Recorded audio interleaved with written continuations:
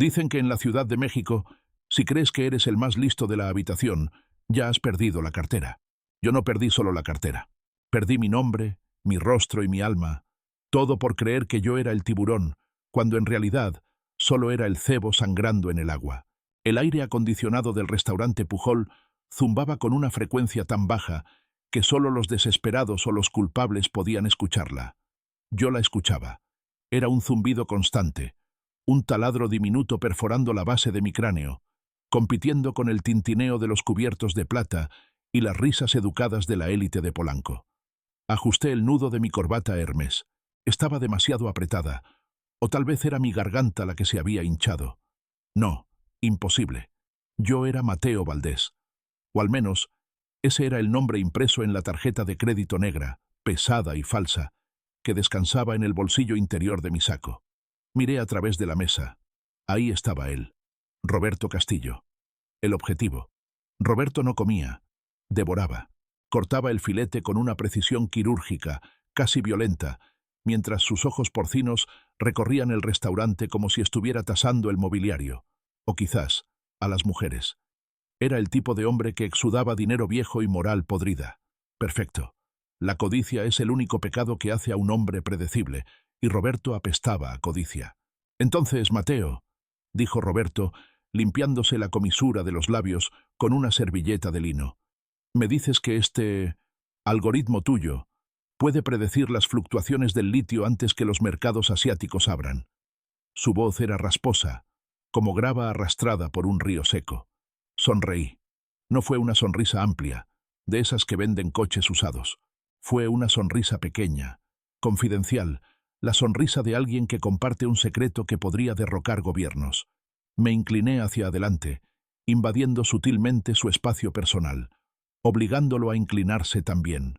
No las predice, Roberto, susurré, dejando que el silencio se asentara entre nosotros por un segundo. Las dicta. Vi cómo sus pupilas se dilataban. Ahí estaba, el destello, ese momento exacto en que la lógica se apaga y la avaricia toma el control del volante. Es una reacción química, casi biológica. La dopamina inunda el cerebro ante la promesa de dinero fácil, y en ese instante, el hombre frente a mí dejó de ser un empresario astuto para convertirse en un niño esperando un truco de magia. Tomé un sorbo de mi mezcal. El líquido ahumado quemó mi garganta, un recordatorio necesario de que esto era real. Llevaba 6 meses construyendo este escenario, 6 meses de falsificar registros bancarios, de alquilar oficinas fantasmas en Santa Fe, de contratar actores para que se hicieran pasar por secretarias y analistas financieros. Todo para este almuerzo, todo para esta firma. El plan era sencillo en su elegancia, una inversión inicial de 5 millones de pesos para asegurar la posición. Luego, yo desaparecería. Me esfumaría en el caos de la ciudad, un fantasma más entre 22 millones de almas, con los bolsillos llenos y una nueva identidad esperándome en Tijuana. Es arriesgado, dijo Roberto, recostándose en su silla, fingiendo duda, pero sus dedos tamborileaban sobre la mesa con impaciencia. El riesgo es para los que apuestan, Roberto. Nosotros no apostamos, nosotros cobramos la entrada al casino. La frase estaba ensayada, por supuesto. La había leído en una biografía de Wall Street y la había adaptado al español mexicano, añadiéndole ese toque de arrogancia que tanto respetan los hombres de negocios en este país. Si no eres un chingón, eres un nadie, y yo estaba actuando el papel del chingón más grande de la sala. Observé sus manos. Llevaba un reloj Patek Philippe que costaba más que la casa donde crecí. Ese reloj no marcaba el tiempo, marcaba su estatus. Me pregunté qué se sentiría tener ese peso en la muñeca. Pronto lo sabría, pero había algo que no encajaba del todo, una nota disonante en una sinfonía que debería haber sido perfecta. Mientras Roberto fingía leer el contrato que yo había deslizado sobre la mesa, sus ojos no se movían de izquierda a derecha siguiendo las líneas del texto. Se mantenían fijos en un punto o saltaban aleatoriamente. No estaba leyendo, estaba esperando. Un escalofrío recorrió mi espalda, no por el aire acondicionado, sino por un instinto primitivo que se despertó en la base de mi estómago, ese instinto que tienen las gacelas cuando el viento cambia de dirección y trae el olor del león. Miré alrededor del restaurante. Todo parecía normal. Los meseros se deslizaban como sombras eficientes. Una pareja discutía en susurros en la esquina. Un grupo de ejecutivos reía demasiado fuerte cerca de la ventana. ¿Pasa algo, Mateo?, preguntó Roberto sin levantar la vista del papel. Su tono había cambiado. Ya no era rasposo y curioso. Era plano, metálico. Nada, respondí, forzando a mis músculos a relajarse. Mi mano derecha, bajo la mesa, se cerró en un puño tan fuerte que las uñas se clavaron en la palma. Solo admiraba la vista. La vista es hermosa, dijo él, finalmente levantando la cabeza. Sus ojos porcinos ahora me miraban con una claridad aterradora. La niebla de la codicia había desaparecido, reemplazada por algo mucho más peligroso: diversión, especialmente cuando sabes qué buscar. El corazón me dio un vuelco. ¿Qué había dicho? Mi mente comenzó a correr a 1000 por hora, repasando cada paso, cada mentira, cada documento falsificado. ¿Había cometido un error? ¿Un número mal puesto en el balance? ¿Una fecha incorrecta en los correos electrónicos? No, yo era meticuloso, obsesivo. La estafa perfecta no admite errores. Roberto sacó una pluma estilográfica de su bolsillo. Oro macizo. La destapó con un clic que sonó como el martillo de un revólver en la quietud de mi cabeza. 5 millones de pesos es mucho dinero, Mateo, dijo, firmando el papel con un garabato amplio y agresivo. Es una inversión, corregí automáticamente, aunque mi voz sonó un poco más aguda de lo habitual. Claro, una inversión. Empujó el contrato hacia mí, junto con un cheque ya preparado. Sabes, mi padre solía decir que en México no hay estafadores, solo gente que quiere creer mentiras bonitas. Tomé el cheque. Mis dedos rozaron el papel. 5 millones. Ahí estaban. La tinta aún brillaba, húmeda. Era real. Lo había logrado. La adrenalina inundó mi sistema, ahogando momentáneamente el miedo. Tenía el dinero. Solo tenía que levantarme, estrechar su mano, salir de allí y no mirar atrás. Tu padre era un hombre sabio, dije, guardando el cheque en mi saco con una calma que no sentía. Lo era. También decía que nunca debes intentar robarle a alguien que roba para vivir. Me congelé. El tiempo pareció detenerse. El ruido del restaurante se desvaneció, succionado por el vacío que se abrió en mi estómago. Miré a Roberto. Su sonrisa ya no era la de un empresario tonto. Era la sonrisa de un depredador que acaba de ver cómo la trampa se cierra sobre la pata de la presa. «¿Disculpa?», logré articular. Roberto se limpió la boca nuevamente, dobló la servilleta y la dejó sobre la mesa con delicadeza. «Disfruta el dinero, Mateo, o como sea que te llames realmente». Se levantó, abotonándose el saco. «Tienes 24 horas antes de que te des cuenta de que ese cheque no es tu boleto de salida. Es tu correa». Se dio la vuelta y caminó hacia la salida, sin esperar respuesta, sin mirar atrás. Me quedé solo en la mesa, con el cheque de 5 millones quemándome el pecho a través de la tela, y la terrible certeza de que, por primera vez en mi vida, yo no era el que controlaba el juego. Afuera, el cielo de la Ciudad de México comenzaba a oscurecerse, un gris plomizo que prometía una tormenta. Pero la verdadera tormenta estaba aquí, sentada en esta silla de cuero, respirando el aire reciclado de un restaurante de lujo, dándose cuenta de que acababa de vender su alma por un trozo de papel que, muy probablemente, era mi sentencia de muerte. Me levanté. Mis piernas temblaban imperceptiblemente. Necesitaba salir. Necesitaba aire. Necesitaba pensar. Pero mientras caminaba hacia la puerta, sentí ojos sobre mí. No los de los comensales, no los de los meseros, sino los ojos de la ciudad misma, que me observaba con indiferencia, esperando ver cómo este pequeño ratón intentaba escapar del laberinto que él mismo había ayudado a construir. La lluvia en la Ciudad de México no limpia, ensucia. Es una cortina densa y ácida que arrastra el hollín de 4 millones de vehículos y lo deposita sobre el asfalto como una capa de grasa negra y resbaladiza. Salí de Pujol, y el golpe de humedad fue inmediato. El valet me entregó las llaves de mi Audi con una reverencia que ignoré. Me encerré en la cabina, ese refugio de cuero y silencio alemán, y mis manos, ahora que nadie las veía, comenzaron a vibrar. No era miedo, me dije. Era la adrenalina del cazador que acaba de abatir a la presa más grande del bosque. Saqué el cheque. 5 millones de pesos. La firma de Roberto Castillo era un garabato arrogante en tinta azul. Roberto había dicho que eso era una correa. Pobre diablo. No entendía que en el siglo XXI el dinero no tiene dueños, solo portadores temporales. Y yo era el portador más rápido de la ciudad. Conduje hacia el centro, hacia la colonia Doctores. Dejé atrás el brillo falso de Polanco y me sumergí en las calles donde las luces parpadean y las sombras tienen dientes. Estacioné el auto, subí 3 pisos por unas escaleras que olían a humedad y aceite viejo y entré en mi santuario. La cueva, sin muebles, sin vida. Solo el zumbido constante de los servidores y el brillo azul de 4 monitores de alta resolución. Este era mi verdadero hogar. Aquí, yo no era Mateo Valdés. Yo era un fantasma digital, intocable, omnipotente. Encendí el escáner y digitalicé el cheque. Mis dedos bailaban sobre el teclado mecánico, ejecutando la danza que había practicado 1000 veces.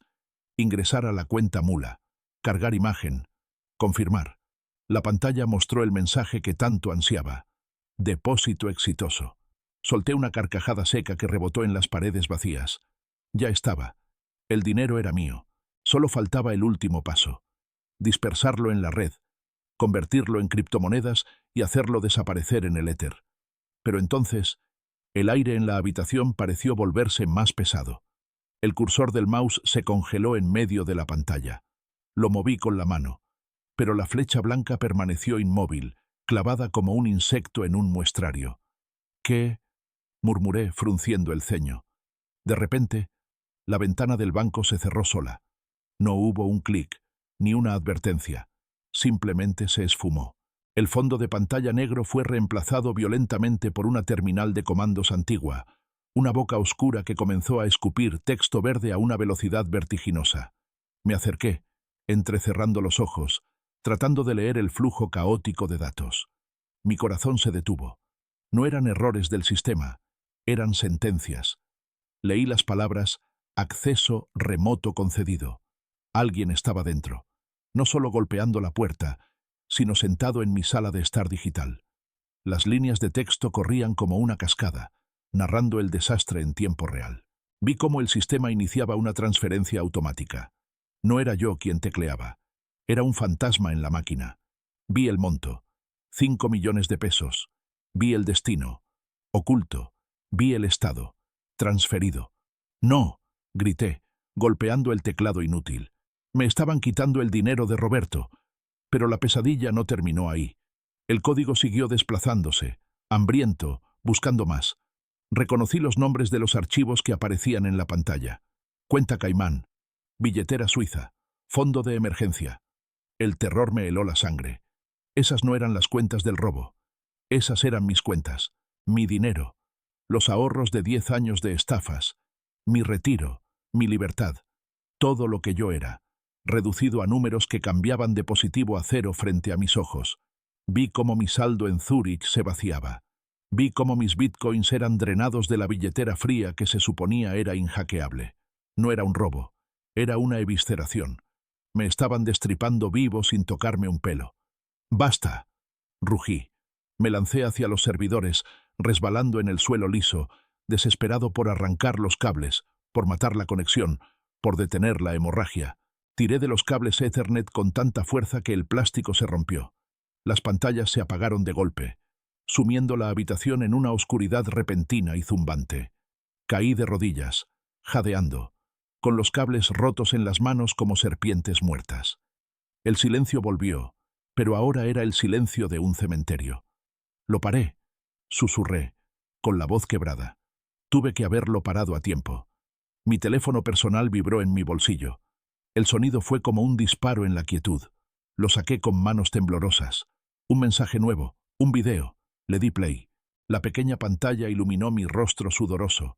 Era una toma de seguridad, granulada y gris. Mostraba el interior de un auto. Mi auto, estacionado hace unos minutos. Y luego, la cámara cambiaba. Ahora era una vista aérea, bajando hacia este edificio, hacia esta ventana, hacia mí. Debajo del video, un texto simple apareció, brillando con una claridad cruel. La correa no es para que no te vayas, Mateo. Es para saber dónde enterrarte. Mira hacia la puerta. El teléfono se me resbaló de los dedos. Lentamente, con el cuello rígido por el pánico, giré la cabeza. La puerta del departamento, esa que tenía 3 cerrojos de seguridad y un código biométrico, comenzó a moverse. La manija giró despacio, con una suavidad insultante, como si hubiera sido invitada a entrar. Clic.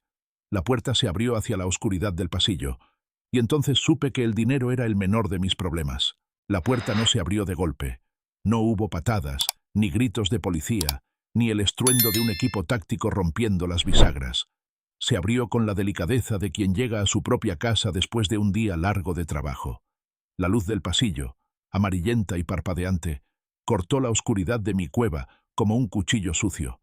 Una silueta se recortó en el umbral. No era Roberto Castillo. Roberto era un hombre voluminoso, pesado, una masa de carne cara y trajes a medida. El hombre que estaba parado ahí era delgado, fibroso, una línea vertical de calma absoluta en medio de mi caos. Entró, cerró la puerta tras de sí con un clic suave y pasó el seguro. El sonido del cerrojo deslizándose fue más fuerte que un disparo. Selló el aire de la habitación, convirtiéndola en una tumba hermética. Me arrastré hacia atrás hasta que mi espalda chocó contra la pared fría bajo el escritorio. Mis piernas no respondían. Se habían convertido en gelatina, traicionadas por el pánico primitivo que anula la razón. Busqué con la mano algo, lo que fuera. Un desarmador, un disco duro pesado, un cable. Solo encontré polvo y pelusa. El intruso dio un paso hacia el centro de la habitación. Llevaba unos mocasines negros, impecables, que brillaban incluso en la penumbra. Caminó sobre los cables que yo había arrancado con la indiferencia de quien pisa hojas secas en un parque. «Huele a miedo aquí, Mateo», dijo. Su voz era suave, casi melódica, con ese acento neutro y educado de la Ciudad de México que suele esconder las peores intenciones. Y a plástico quemado. Una combinación desafortunada. No respondí. Mi garganta estaba cerrada, seca como el papel de lija. El hombre se acercó a mi silla ergonómica, esa que me había costado $1000, y desde donde yo me sentía el amo del universo. La enderezó, sacudió una mota de polvo invisible del asiento y se sentó. Cruzó las piernas con elegancia. Entonces, encendió un encendedor. La pequeña llama bailó en la oscuridad, iluminando su rostro por primera vez. No tenía cicatrices, ni tatuajes, ni cara de asesino de película. Tenía el rostro de un contador, de un gerente de banco, de un vecino amable. Unos 40 años, gafas de montura fina, cabello perfectamente peinado. Era la banalidad del mal en su forma más pura. «Roberto te manda saludos», dijo, cerrando el encendedor con un chasquido metálico. La oscuridad volvió a tragarnos, dejándome solo con el punto rojo de su cigarrillo encendido. Aunque no lo vi fumar, el olor a tabaco de clavo llenó el cuarto. Estaba preocupado. Pensó que tal vez no habrías captado el mensaje del video. Se llevaron todo, logré susurrar. Mi voz sonó patética, la voz de un niño regañado. Recuperamos lo que es nuestro, y confiscamos lo que era tuyo por las molestias. Se llama costo de oportunidad, Mateo. Tú entiendes de eso, ¿no? Eres un hombre de finanzas. El hombre se inclinó hacia adelante. El brillo de sus gafas captó la poca luz que entraba por la ventana. ¿Sabes cuál fue tu error?, preguntó, como un profesor decepcionado. No fue el algoritmo falso. Eso fue ingenioso, debo admitirlo. Ni siquiera fue la identidad falsa. Mateo Valdés tiene un historial crediticio mejor que el mío. Hizo una pausa, dejándome sudar, dejándome pensar. Tu error fue la soberbia. Creíste que eras el único depredador en la selva. Olvidaste que hay cadenas alimenticias. Me obligué a levantarme. No podía morir en el suelo, encogido como una rata. Me apoyé en la pared y logré ponerme de pie, aunque mis rodillas chocaban entre sí. «¿Quién eres?», pregunté, tratando de inyectar algo de dignidad en mi tono. «Soy el conserje», respondió con una sonrisa leve. «Limpio los desastres que gente como Roberto no quiere tocar. Y tú, Mateo, eres un desastre muy caro». Se levantó de la silla y caminó hacia los servidores apagados. Pasó un dedo por la carcasa de metal negro. «Roberto no quiere matarte», dijo, dándome la espalda. «Matarte sería un desperdicio de talento. Vimos lo que hiciste con el sistema bancario de Veracruz el año pasado. Vimos cómo blanqueaste esos fondos en las Islas Caimán. Tienes talento. Tienes unas manos mágicas para el teclado». Mi sangre se heló. «¿Veracruz? Eso fue hace 3 años. Nadie sabía que fui yo. Había usado 3 VPNs, una red Tor y servidores rebote en Rusia. ¿Cómo demonios lo sabían? Te hemos estado observando mucho tiempo, Mateo. Se giró para mirarme. ¿De verdad creíste que un empresario del nivel de Roberto Castillo se sienta a comer con un desconocido sin saber hasta el color de sus calzoncillos? Te dejamos jugar. Te dejamos sentirte listo. Te dejamos engordar. La realización me golpeó más fuerte que un puño. Todo había sido una farsa. No la mía, sino la de ellos. Yo no había engañado a Roberto para que me diera 5 millones. Roberto me había dado 5 millones para ver si yo era tan estúpido como para intentar robarlos. Era una prueba de lealtad fallida. O quizás, una prueba de competencia exitosa. ¿Qué quieren? Pregunté. Ya sabía la respuesta. No iba a salir de esa habitación. No como un hombre libre. El conserje sacó un sobre manila de su saco y lo dejó sobre el escritorio, encima de los cables muertos. Tienes una deuda, Mateo. 5 millones de pesos más intereses, más los gastos operativos de mi visita, más el insulto a la inteligencia de mi jefe. Digamos que nos debes tu vida. Se acercó a mí. Invadió mi espacio personal, pero no me tocó. Su presencia era fría. Irradiaba una violencia contenida que era mucho más aterradora que cualquier arma. A partir de hoy trabajas para nosotros. No más estafas por tu cuenta. No más Mateo Valdés. Vas a ser nuestro arquitecto digital. Vas a construir las estructuras que necesitamos para mover dinero de verdad, no las migajas que tú robabas. ¿Y si digo que no? La pregunta salió de mi boca antes de que pudiera detenerla. Fue un reflejo, el último espasmo de mi ego moribundo. El hombre suspiró. Fue un sonido triste, casi compasivo. Mateo, ya viste lo rápido que podemos borrar tu dinero. Imagina lo rápido que podemos borrarte a ti. No hablo de matarte, eso es vulgar. Hablo de borrarte del sistema. Tu acta de nacimiento, tus registros escolares, tu seguro social. Mañana podrías ser un indocumentado en tu propio país. Podríamos plantar pornografía infantil en este disco duro. Podríamos enviar una alerta a los cárteles a los que les has robado en el pasado diciéndoles dónde vives. Se detuvo. Dejó que las imágenes se asentaran en mi cerebro. La muerte es un alivio, Mateo. La inexistencia social. Eso es el infierno. Caminó hacia la puerta. Antes de salir se detuvo y miró el desastre de mi equipo informático. Arregla esto. Tienes trabajo que hacer a las 8 de la mañana. Ah, y Mateo me miró a los ojos y por un segundo vi el abismo detrás de sus gafas. Bienvenido a la familia. Salió y cerró la puerta. Me quedé solo en la oscuridad. El silencio volvió a la cueva, pero ya no era mi santuario. Era mi celda. Miré el sobre manila sobre el escritorio. No necesitaba abrirlo para saber qué contenía. Instrucciones. Objetivos. Mi nueva vida. Me acerqué a la ventana y miré hacia la calle. La lluvia seguía cayendo, lavando la ciudad, indiferente a mi destino. Abajo, la vida seguía. Los coches pasaban, la gente corría para no mojarse. Eran libres, pobres, miserables, cansados, pero libres.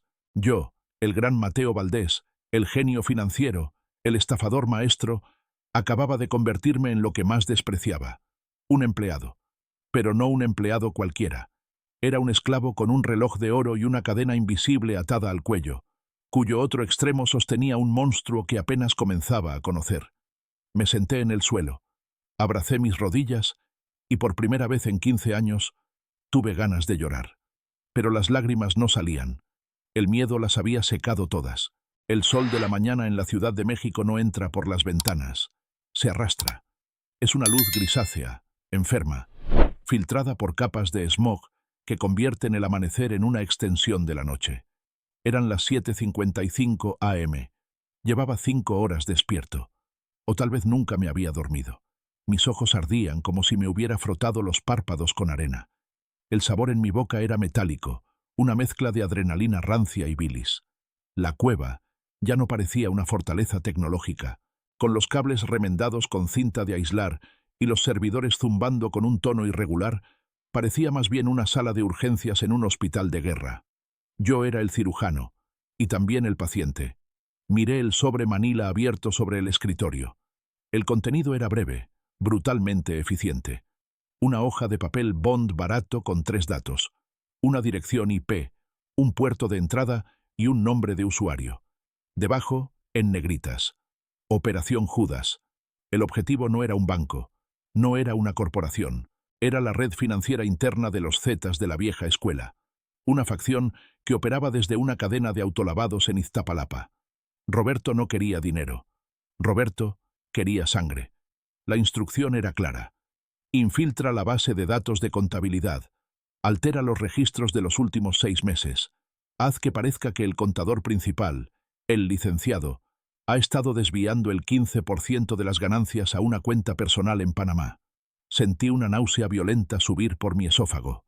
No me pedían robar. Me pedían firmar una sentencia de muerte. Si hacía esto, el licenciado, un hombre al que no conocía, que probablemente tenía familia, hijos, deudas, amanecería mañana en una bolsa de plástico negra a la orilla del canal de Chalco. Mis dedos flotaron sobre el teclado. Temblaban. «Es él o tú, Mateo», susurré. Mi voz sonó extraña en la habitación vacía. «Es su familia, o tu existencia». Miré el reloj en la esquina de la pantalla. 8:00 AM. El tiempo de dudar había terminado. Inicié la secuencia. No ataqué de frente. Eso sería un suicidio digital. Los narcos contratan a hackers rusos y chinos que hacen que mi seguridad parezca un juego de niños. Tuve que ser una sombra. Busqué una vulnerabilidad no en sus servidores principales, sino en la periferia. Un termostato inteligente conectado a la red Wi-Fi de la oficina del gerente del autolavado. El Internet de las cosas es el talón de Aquiles de la seguridad moderna. Entré. El código se desplegó frente a mí como el plano de una catedral oscura. Navegué por los túneles de datos, esquivando los firewalls que actuaban como perros guardianes. Mi respiración se volvió superficial. El mundo físico desapareció. Ya no sentía el frío del cuarto, ni el hambre, ni el dolor de espalda. Solo existía el flujo de datos. Encontré el libro mayor. Era una hoja de cálculo masiva, encriptada, pero descuidada. La arrogancia de los criminales. Creen que la violencia física protege sus activos digitales. Comencé la cirugía. Fue un trabajo delicado. No podía simplemente borrar números. Tenía que crear una narrativa. Pequeños retiros hormiga. Transferencias disfrazadas de pagos a proveedores inexistentes. Falsifiqué facturas digitales de productos químicos de limpieza que nunca existieron. Construí, píxel por píxel, la historia de una traición. Cada pulsación de tecla era un clavo en el ataúd de ese desconocido. Clic. 10.000 pesos desviados en febrero. Clic. 50.000 en marzo. Clic. 200.000 en abril. El total ascendía a 12 millones de pesos. Una cifra imperdonable en ese mundo. De repente, una alerta roja parpadeó en la esquina inferior derecha de mi monitor. Tráfico inusual detectado en el nodo 4. Me congelé. Alguien estaba mirando. El administrador del sistema de ellos estaba despierto. El sudor frío brotó instantáneamente en mi nuca, empapando el cuello de mi camisa sucia. Si me rastreaban, si veían mi IP real, no vendría un conserje elegante a hablar conmigo. Vendría un comando armado a tirar la puerta y rociar la habitación con plomo. Mis manos volaron. Tenía que salir. Pero si salía ahora, el trabajo quedaría a medias y Roberto sabría que fallé. El cursor del administrador se movía hacia mi ubicación digital. Era una carrera de ratas en un laberinto eléctrico. «Piensa, Mateo, piensa», mascullé, mordiéndome el labio hasta probar sangre. Hice lo único que se me ocurrió. Una distracción. Lancé un script de ataque de denegación de servicio, DDoS, contra sus cámaras de seguridad externas. Fue ruidoso, torpe, una explosión virtual para que miraran hacia otro lado. El cursor del administrador se detuvo y cambió de dirección, yendo a investigar el fallo de las cámaras. Aproveché esos segundos de ceguera. Enter. Confirmar cambios. Enter. Borrar registros de acceso. Enter. Salir. La pantalla volvió a la tranquilidad del escritorio de Windows. El ventilador de mi laptop rugía como una turbina de avión, luchando por disipar el calor del procesador. Me dejé caer hacia atrás en la silla. Mi corazón golpeaba contra mis costillas con tanta violencia que dolía. Miré mis manos. Estaban crispadas, agarrotadas como garras. Lo había hecho. Había creado un traidor donde no lo había. Había condenado a un hombre. El teléfono personal vibró. Salté en mi asiento. Un grito ahogado atrapado en mi garganta. Era un mensaje de texto. del mismo número desconocido de anoche. El arte no es pintar, Mateo. El arte es hacer que otros crean lo que ven. Descansa. Mañana subimos el nivel. Dejé caer el teléfono sobre el escritorio. Me levanté y corrí hacia el pequeño baño del departamento. Apenas llegué al inodoro antes de vomitar la bilis ácida que me quemaba el estómago. Me quedé allí, arrodillado sobre las baldosas frías y sucias, abrazando la porcelana. Me vi en el espejo roto sobre el lavabo. Mi rostro estaba gris, mis ojos inyectados en sangre. Ya no era un estafador de guante blanco. Ya no era el Robin Hood de mis propias fantasías. Ahora era un sicario. Mi arma no disparaba balas, disparaba datos, pero el resultado iba a ser exactamente el mismo. Sangre. Me limpié la boca con el dorso de la mano. En la sala, la computadora emitió un sonido suave. Una notificación de noticias locales. Me asomé. El titular parpadeaba en la pantalla. Tiroteo en Iztapalapa deja 2 heridos en autolavado. Era rápido. Demasiado rápido. Roberto no perdía el tiempo. O tal vez ya lo sabían y solo necesitaban la prueba digital para justificar la ejecución interna. Cerré los ojos. La oscuridad detrás de mis párpados estaba llena de códigos verdes y manchas rojas. «Bienvenido a la familia», susurré, repitiendo las palabras del conserje. Y por primera vez, entendí que en esta familia el divorcio no existe. 3 meses. 90 días viviendo en un penthouse en Santa Fe, con vista al Parque La Mexicana. Tengo una cama king size con sábanas de algodón egipcio, una cava llena de vinos que cuestan más que el sueldo anual de un obrero y un guardia de seguridad en la puerta del elevador que me llama señor Valdés, con un respeto fingido. Pero no soy el señor Valdés. Soy un fantasma bien alimentado. Mi rutina se había convertido en una repetición mecánica de horrores digitales. Los lunes lavaba dinero de extorsiones telefónicas. Los miércoles borraba antecedentes penales de sicarios adolescentes.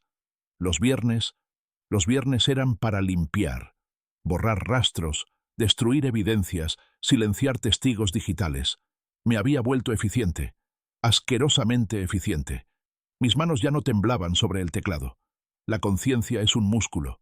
Si dejas de usarlo, se atrofia hasta que deja de doler. Esa noche, la ciudad brillaba abajo como una placa de circuito impresa en oro y neón.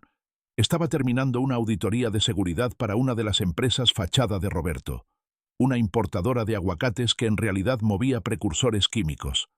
El mensaje llegó a las 2:00 am, sin texto, solo un archivo adjunto y una instrucción del conserje.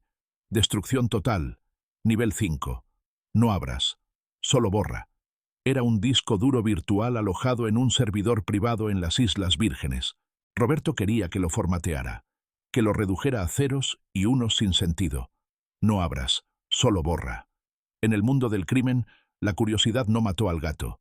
Lo torturó durante 3 días antes de disolverlo en ácido. Sabía que debía obedecer.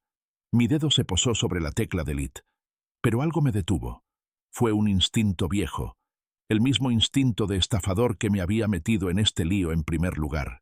¿Por qué Roberto, un hombre que guarda recibos hasta de los chicles, querría destruir un servidor entero con tanta urgencia? ¿Por qué un viernes a las 2 de la mañana? Miré la botella de whisky en mi escritorio. Estaba vacía.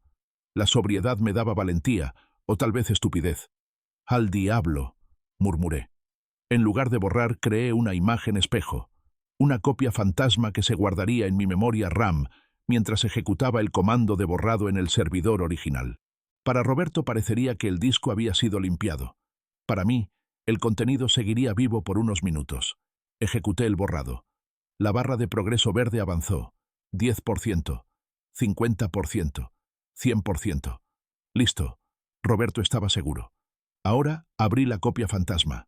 Esperaba encontrar listas de sobornos a jueces, fotos comprometedoras de políticos, lo usual. Pero lo que encontré me hizo sentir un frío más intenso que el de la morgue. No eran archivos de la organización. Eran archivos contra la organización. Había hojas de cálculo detallando envíos de mercancía perdida o decomisada por la policía.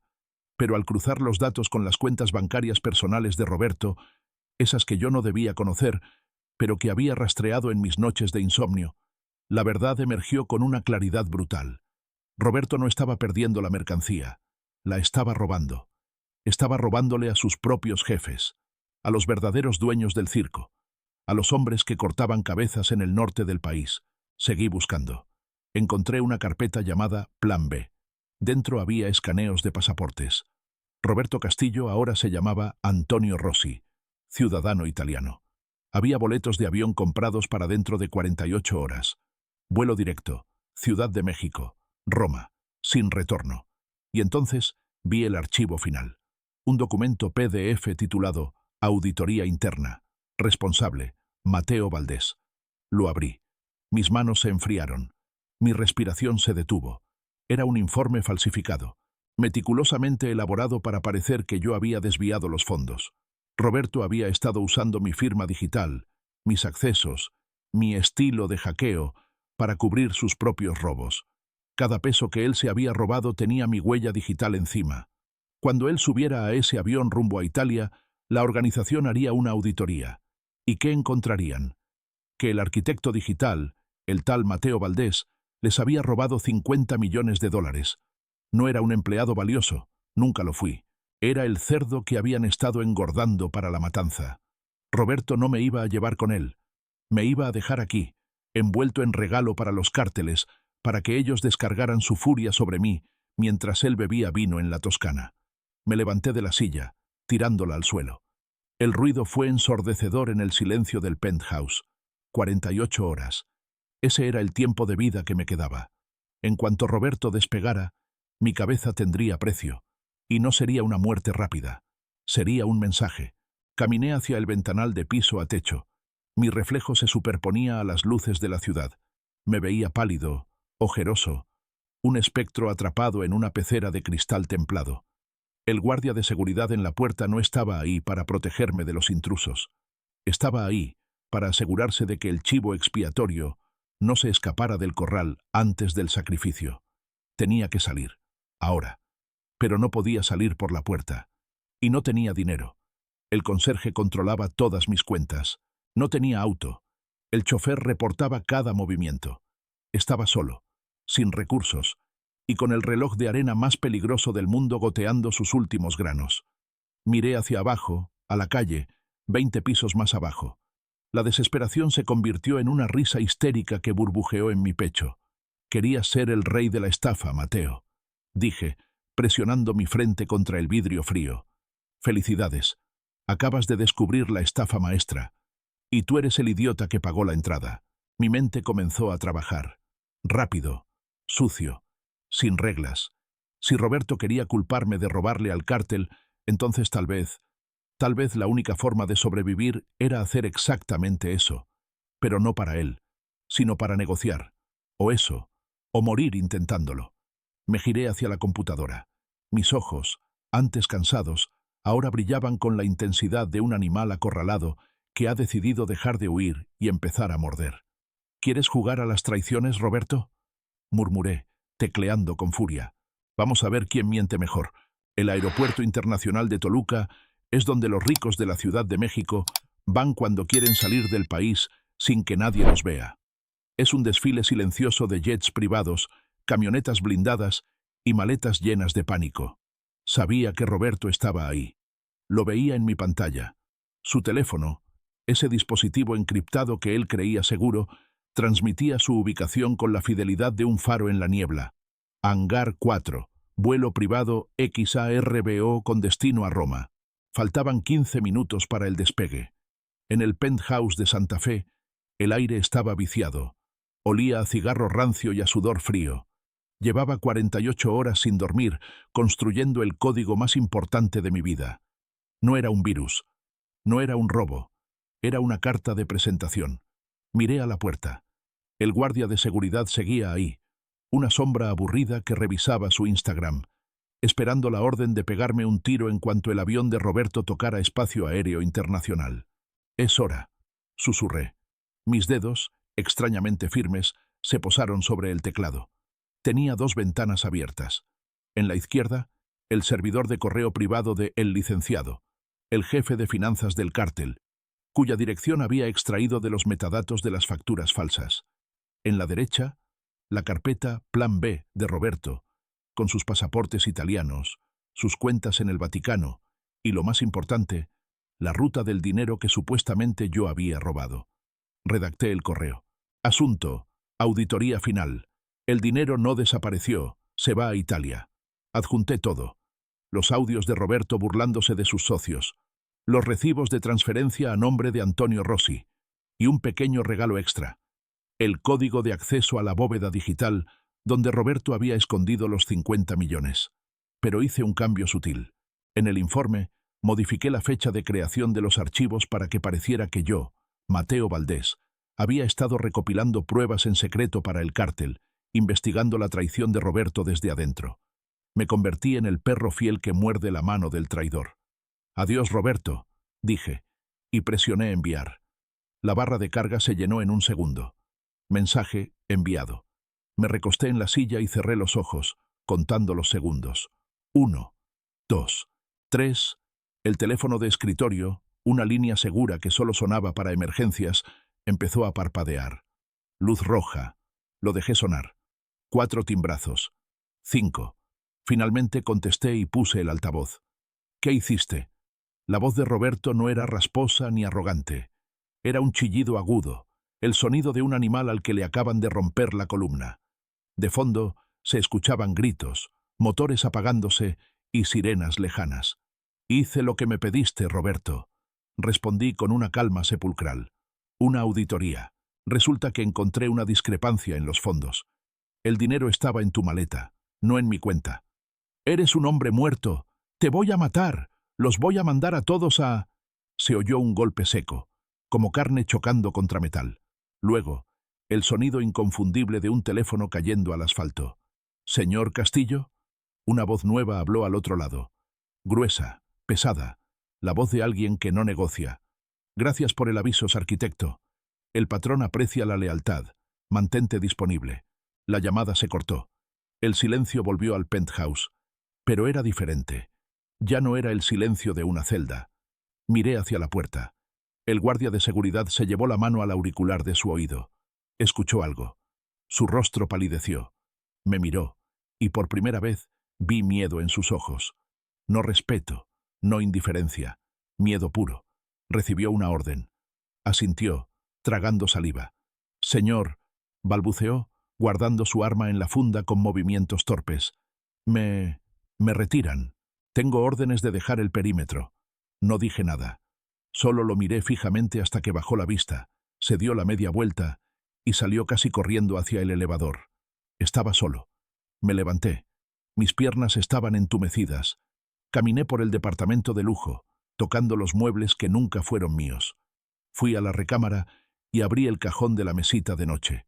Ahí estaba el reloj Patek Philippe que Roberto me había regalado al principio, para que te veas como uno de nosotros. Lo tomé. Pesaba como una lápida de oro. Lo dejé caer en el inodoro y jalé la cadena. El agua se lo llevó en un remolino ruidoso. El tiempo de Roberto se había acabado. Tomé mi vieja mochila, la que traía el día que llegué, y metí lo único que me importaba: un disco duro externo con mi seguro de vida y una botella de agua. Salí del penthouse. El elevador bajó los 20 pisos en una caída suave que se sintió como renacer. Al salir al lobby, el conserje del edificio me saludó. «Buenas noches, don Mateo». «¿Sale tarde?» «No salgo, jefe», le dije, regalándole una sonrisa cansada pero genuina. «Me voy». La calle estaba fría. La noche de la Ciudad de México me recibió con su abrazo de monóxido de carbono y tacos de suadero. Caminé sin rumbo fijo, mezclándome con la gente. Nadie me miraba. Para ellos, solo era otro oficinista estresado que volvía a casa después de un mal día. No tenía los 50 millones. No tenía mi cuenta en Suiza. No tenía identidad. Mateo Valdés había muerto oficialmente esa noche, convertido en una leyenda urbana dentro del mundo del crimen. El hacker que vendió a su jefe para salvar el pellejo. El cártel creía que yo trabajaba para ellos ahora. «Mantente disponible», habían dicho. Pobre gente. Saqué mi teléfono desechable, el último que me quedaba. Escribí un mensaje corto al número que me había contactado hace meses. «Renuncio». Luego saqué la tarjeta SIM, la partí en dos con los dientes y la tiré a una alcantarilla. Vi un taxi libre, un Nissan Tsuru viejo y golpeado, pintado de blanco y rosa. Le hice la parada. ¿A dónde, joven?, preguntó el taxista, un señor mayor con bigote y música de cumbias a todo volumen. Me subí y cerré la puerta. El olor a pino sintético del aromatizante me pareció el perfume más dulce del mundo. «Al norte, jefe», respondí, recostando la cabeza en el asiento roto, «a donde tope el tanque». Y no paré. El taxi arrancó, perdiéndose en el mar de luces rojas de la avenida Reforma. Había perdido la estafa perfecta, pero había ganado algo mucho más valioso, algo que hombres como Roberto Castillo nunca podrían comprar, ni con todo el dinero sucio del mundo. Había ganado el derecho a desaparecer, y en esta ciudad de 20 millones de extraños, desaparecer es el único superpoder real.